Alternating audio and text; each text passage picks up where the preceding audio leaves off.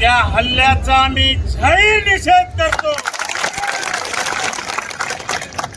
विषय एक सामान्य युवा काय मागतो, अरे तुमच्या शाळेत योग्य शिकत नाही, त्या शाळेतलं साहित्य यांनी हैता स्वतःच्या घरी ठेवलं. तो मागणी करतो की माझ्या युवकांना येणाऱ्या शिक्षण पिढीला शिकली पाहिजे, त्यासाठी ते साहित्य शासनानं दिलेलं तुमच्या घरी ठेवलेलं ते शाळेत ठेवा ही मागणी करतो. हे रोड परळला जाणारा रोड मला सांगा 25 वर्ष झाला नाही. अरे तुम्ही त्या रोडचं श्रेय घेतलं, माकड सुद्धा लाल गाड्या कमी पडला एवढं तुमची गाड लागली. अरे माझं स्वतः आता किती तडे गेले त्या रोडला ते दिसत नाही. हे टक्केवारीचे तडे आहेत, दुसरे तिसरे नाहीत. अनेक 2-50 ऍक्सिडेंट झाले, तिथं एक माणूस नाही, 1-2 जगावल्या माणसं. अरे महेशने तिथला व्हिडिओ केला, काय व्हिडिओ केला? हे बोगस काम आहे. हे बोगस काम थांबलं पाहिजे आणि चांगल्या दर्जाचं काम झालं पाहिजे ही मागणी केली. या मागणीसाठी मारहाण, अरे किती लाज वाटली पाहिजे तुम्हाला.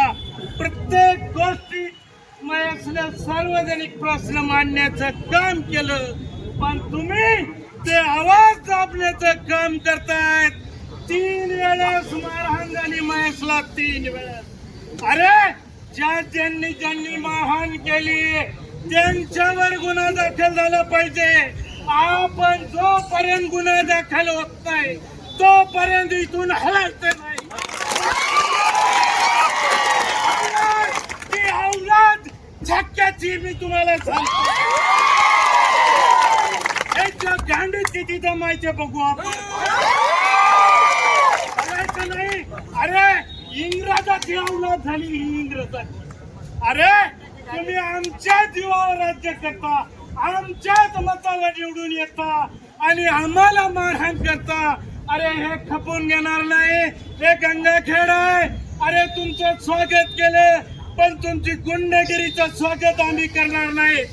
यापुढे सांगतो महेश, तू म्हणला वज्रमोठ, रामप्रभू मुंडे तुमच्या सोबत वज्रमोठ, तुमच्या आवाजाला आवाज दिला पाहिजे. तुम्हाला एवढं वचन देतो की इथून कुणी जर असं गुन्हा मारहाण केली तर मारहाण करायला लावणारा पहिला मार खाईल, पहिला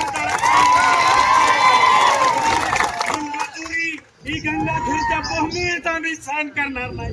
अरे कोणी म्हणतंय की ह्याच्यात राजकारण, अरे भाड खाऊचो कशाचं राजकारण रे. एका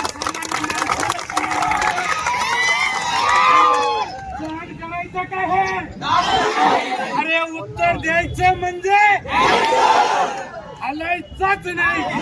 अगो कुणाच्या गाडीत किती दम आहे, तसं प्रशासन झुकत नाही आणि या प्रशासनाचा मत सुद्धा उतरल्या.